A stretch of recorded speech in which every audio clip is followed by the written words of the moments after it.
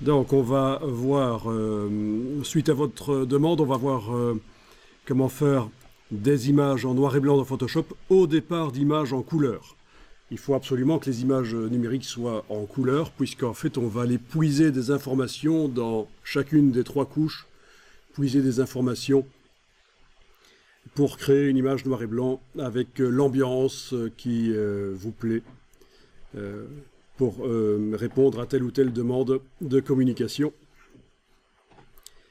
Et alors on va voir différentes méthodes, certaines rapides et d'autres moins rapides. Notamment choisir une des couches, faire des opérations entre les couches, utiliser le mélangeur de couches. Donc les couches, ce sont les canaux, rouge, vert et bleu, dans l'image. Utiliser le filtre noir et blanc, faire de l'épreuvage noir et blanc et modifier les couleurs. Et vous avez peut-être aussi encore d'autres méthodes pour faire du noir et blanc. Ah ben oui, évidemment, j'ai utilisé... J'ai oublié la méthode la plus simple et la plus bête, passer en niveau de gris. C'est la plus bête parce qu'elle ne vous donne aucune possibilité créative, vous n'avez pas le choix. Vous transformez bêtement l'image en noir et blanc. Voilà. Il y a aussi la désaturation qui a l'avantage de garder l'image en RVB, et donc on peut continuer à mettre de la couleur dedans.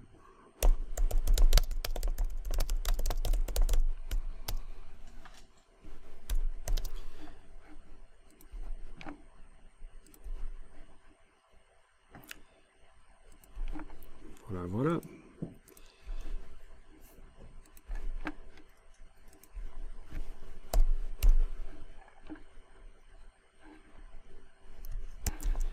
Donc, vous avez lancé Photoshop.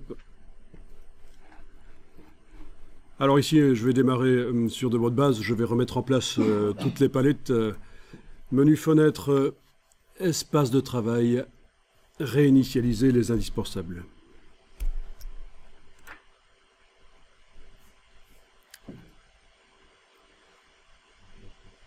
Je mets la palette des outils en 2 colonnes et je vais aller ouvrir dans le dossier que vous avez pu télécharger à cette adresse-là.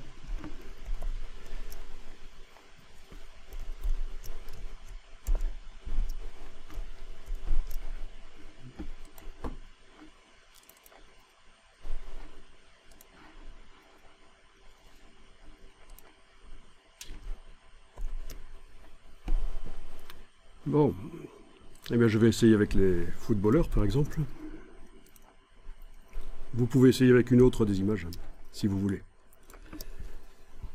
Bien, donc l'image des footballeurs, ça me paraît fort saturé ça, et je me demande si c'est vraiment naturel et voulu comme effet de couleur saturée. C'est sans doute dû au fait que mon Photoshop donc est réglé dans édition couleur. Il est réglé pour créer des images dans l'espace couleur Adobe RGB, un espace couleur large avec des couleurs saturées possibles dans les images qui sont prévues pour du matériel Adobe RGB. Mais donc en fait il s'agit sans doute d'une image sRGB que j'ai ouverte là, puisqu'elle venait du web.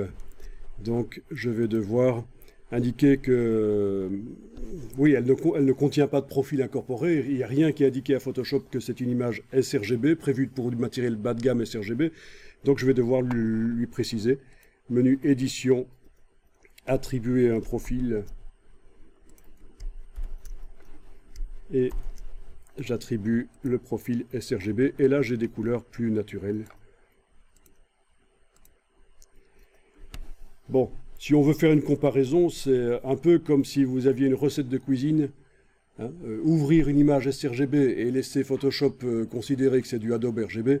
C'est un peu comme si vous aviez une recette de cuisine qui est prévue pour des ingrédients, pour certains types d'ingrédients, et que vous appliquez cette cuisine mais avec des ingrédients plus forts. Par exemple, au lieu d'utiliser des oignons doux, comme c'est indiqué dans la recette de cuisine, vous avez que des oignons forts à votre disposition.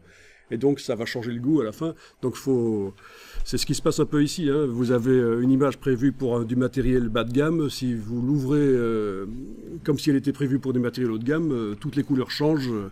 C'est pas bon. Voilà, une petite comparaison qui vaut ce qu'elle vaut, mais j'en ai une autre aussi avec la cuisine et qui est meilleure pour expliquer les profils couleurs. Je vous la sortirai peut-être un jour, la comparaison avec les recettes de cuisine. Ça permet de bien comprendre qu'en fait, ce qui se passe, c'est que on a du matériel sRGB bas de gamme qui est vendu au grand public. Et on a du matériel plus professionnel pour les graphistes, les photographes, les vidéastes. C'est du matériel, c'est des moniteurs Adobe RGB. En tout cas fort proche de l'espace Adobe RGB, voire même qui dépasse l'Adobe RGB, ça dépend de la qualité du moniteur.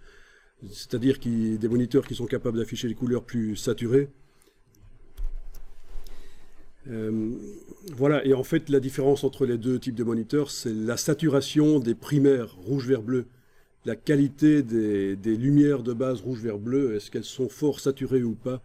Est-ce qu'elles permettent de créer donc des couleurs, des images avec des couleurs fort saturées ou pas? Le Adobe RGB, évidemment, a des couleurs, des primaires plus performantes que le matériel sRGB.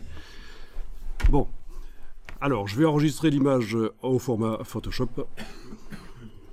dans le dossier. Parce qu'en fait, on va utiliser à certains moments des calques et ce sera utile de l'avoir au format Photoshop de toute façon.